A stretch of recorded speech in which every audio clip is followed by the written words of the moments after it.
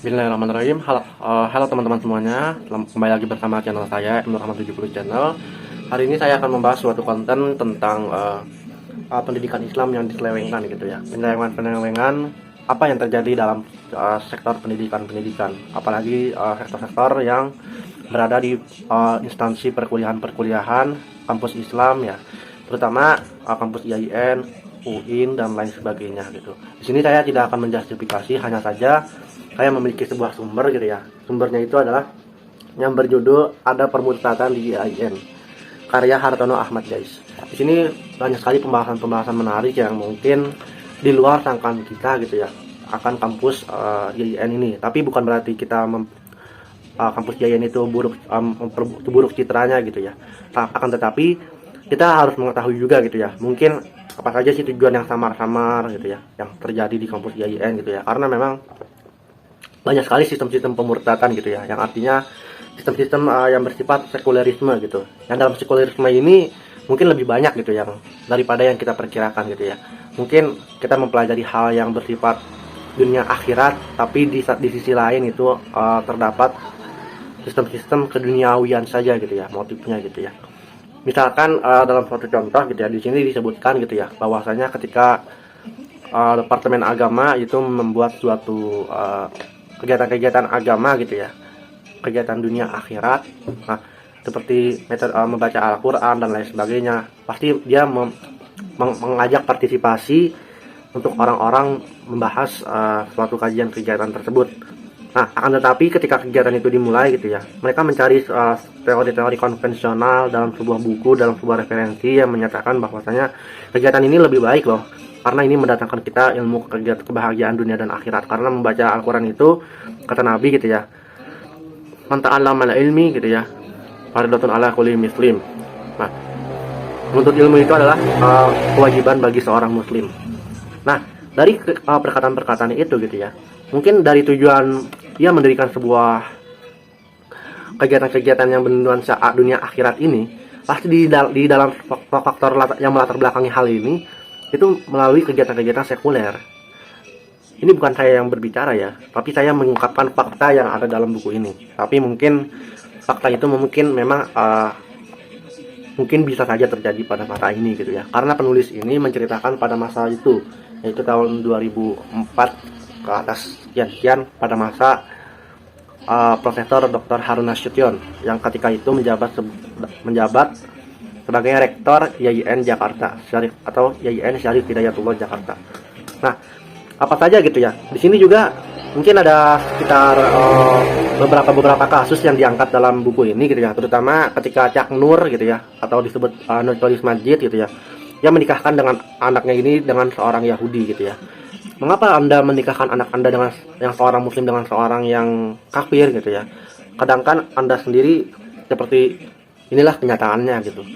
Nah, lalu Cak Nur ini menjawab gitu ya, semua agama ini berasal dari agama dunia, agama samawi, agama akhirat. Namun hanya saja kita tidak mengetahuinya gitu ya. Tuhan itu tidak membedakan seseorang itu dari agamanya. Nah, perkataan-perkataan Cak Nur ini sangat pluralisme gitu ya. Artinya tidak memihak atau mendiskriminasikan seluruh agama demi satu kepentingan agama. Maka dari itu, di sini mungkin banyak kasus-kasus kontroversial yang memang sebuah tokoh-tokoh yang baik dari dosen, profesor, dan fakta-fakta lainnya gitu ya. Nah, apa saja gitu ya sistem pendidikan yang diselewengkan dalam buku ini gitu. Nah, kita lihat saja gitu ya. Di sini di halaman 21 kita bisa lihat ini akar masalah lancarnya pemurtadan dan kristenisasi gitu ya. Itu berasal dari pertama uji coba. Lalu kedua itu adalah permasalahan sosio-histeris yang sangat dalam kampus IAIN dan kampus UIN ini gitu ya. Penekanannya itu disebut ke arah kepada sosio-historis atau rancangan yang berasal dari rancangan-rancangan orientalis barat gitu ya. Dimana buku-buku yang Islam itu gitu ya, kebanyakan itu yang ditulis oleh kaum orientalis barat gitu ya. Yang dimana buku-bukunya itu gitu ya, mungkin buku-buku teologi Islam ya kan, yang dikarang oleh Harun Nasution itu sendiri gitu ya.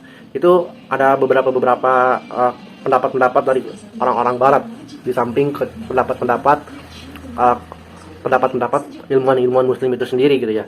Seperti dalam buku teologi Islam itu ada McDonald gitu ya. McDonald itu mengungkapkan bahwa sejarah Murji'ah itu seperti ini. Lalu dalam tokoh-tokoh yang lain seperti ini. Nah, itu kan menurut pendapat-pendapat orientalis barat. Nah, mengapa mereka itu mengadopsi pemikiran-pemikiran barat yang tentang Islam gitu ya. Sedangkan mungkin pendapat-pendapatnya itu mungkin belum kita ketahui juga kebenarannya seperti itu. Nah, itu lebih ke arah sosialis orientalis barat. Lalu yang kedua itu kepercayaan. Bahkan akidah-akidahnya itu diganti dengan pemikiran Islam, yaitu dengan pemikiran-pemikiran ilmu kalam. Nah, dalam buku ini juga diulas gitu ya. Mungkin saya juga hanya sekedar tahu saja dari buku ini. Mungkin dari penonton-penonton sekalian mungkin tahulah gitu ya. Dari jurusan Usuluddin, jurusan pendidikan agama Islam dan lain sebagainya gitu ya. Itu mungkin lebih mengarah kepada perkara-perkara ilmu kalam ya, seperti Qadariyah, Jabariyah dan lain sebagainya. Lalu menggunakan tafsir-tafsir hermeneutika atau penafsiran orang-orang Kristen gitu ya. Nah, di mana dalam penafsiran ini mungkin dalam metode tafsir itu disebut metode Israiliyat. Yang artinya Israiliyat itu metode-metode yang digunakan oleh kaum-kaum Bani Israel, yang dimana penafsiran penukilan mereka itu banyak kerancuan-kerancuan atau penyelewengan mungkin dari yang faktanya itu aneh gitu, yang nyeleneh dari kejadian-kejadian yang memang sudah dijelaskan dalam kitab suci, terutama Al-Quran, Bible dan lain sebagainya. Tapi di situ kisahnya itu lebih 180 derajat terbalik gitu ya.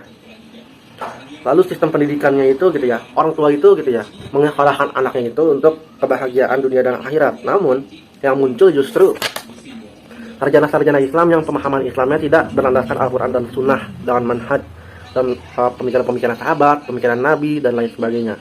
Juga banyak sekali sekte-sekte yang dipelajari itu hanya sekte-sekte orientalis barat, seperti sekte-sekte perpecahan dalam sejarah ilmu kalam ya kan, yaitu dari awal mula pertempuran Ali bin Abi Thalib dengan Amr bin As gitu ya, yang dimana peristiwanya itu disebut tahkim, meletakkan Al-Quran di atas tombak sebagai pangku keadilan bagi kedua sisi gitu ya. Lalu dalam sesaji togut itu, kegelapan itu gitu ya, itu merusak kesolidaritasan umat Islam di dalam buku ini gitu ya. Dalam majalah Gatra edisi 3 April 2004 gitu ya. Di sini fenomena kajian tafsir hermeneutika itu lebih banyak interpretasinya gitu ya, secara umum diambil dan diadopsi ke dalam pemikiran-pemikiran sarjanawan muslim. Nah, akan tetapi gitu ya, dalam implikasinya gitu ya, kajian hermeneutika ini bersikap skeptis. Artinya selalu meragukan kebenaran dimanapun datangnya gitu.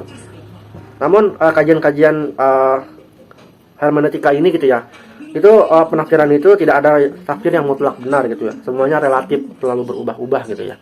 Yang artinya ketika kita menjabarkan suatu fakta gitu ya tentang permasalahan umat muslim dan lain sebagainya gitu ya, pasti kebenaran itu selalu relatif berubah-ubah. Misalkan dalam satu tokoh ini menceritakan bahwasanya begini loh pengertian muslim itu seperti ini. Kemudian ada orang lain yang berpendapat gitu ya, ternyata pendapat orang lain itu lebih kuat.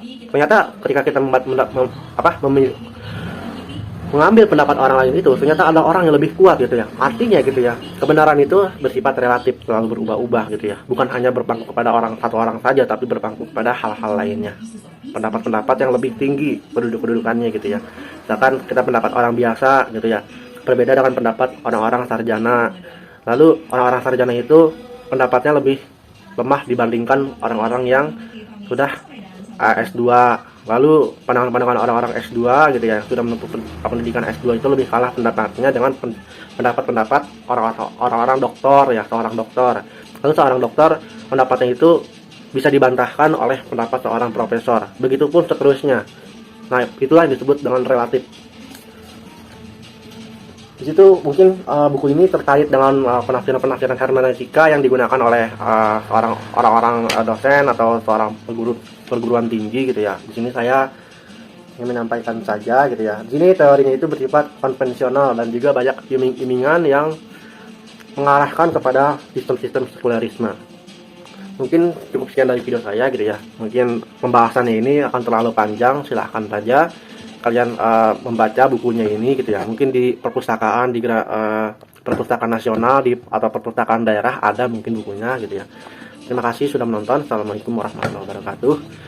Selamat pagi, siang, sore, kawan-kawan semua. Semoga sehat selalu. Silahkan like, komen, dan subscribe channel saya untuk membantu saya untuk mengembangkan konten saya ini. Terima kasih. Mohon bantuannya kawan-kawan.